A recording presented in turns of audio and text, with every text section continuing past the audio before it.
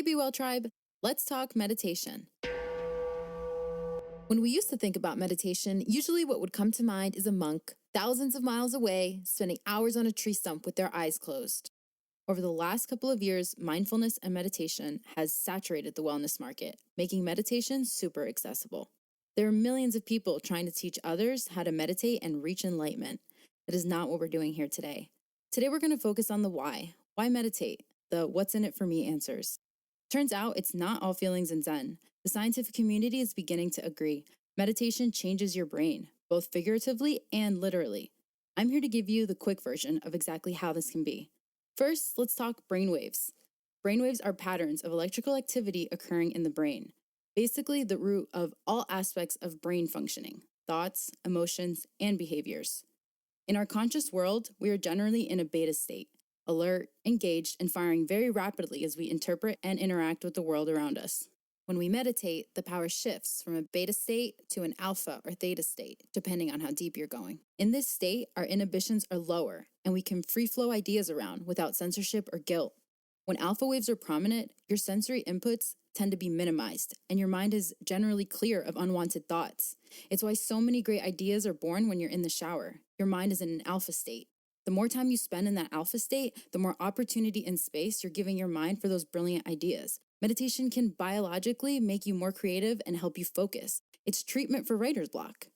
Next, here's your brain. Here there's an area called your premotor cortex, and deep inside is your insular cortex. Basically, they're responsible for how you physically and emotionally respond to the world.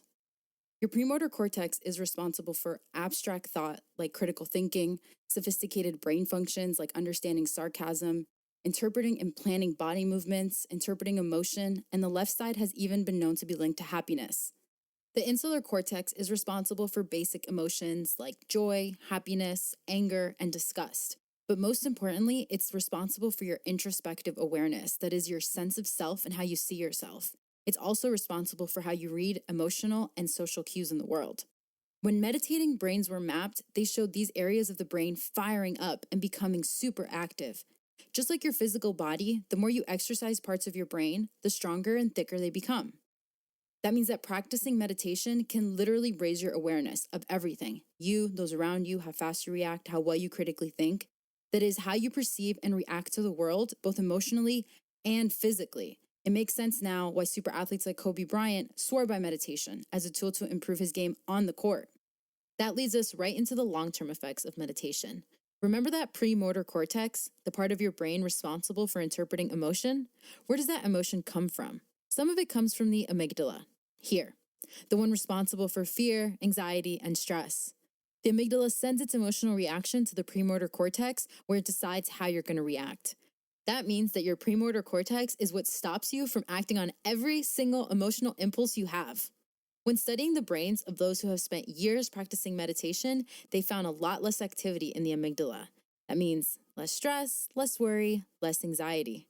Your premotor cortex has been building density over the years and therefore is better equipped at this emotional regulation. That is not the only part of your brain that grows thicker with meditation, though.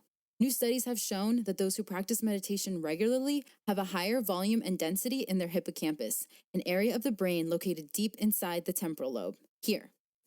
This is the part of the brain that forms, sorts, organizes, and saves memories. The part of the brain that connects emotions and senses, like taste or smell, to memories, like how cookies remind you of your grandma's house. This part of the brain begins to decay as we age, which is why people sometimes forget things as they get older.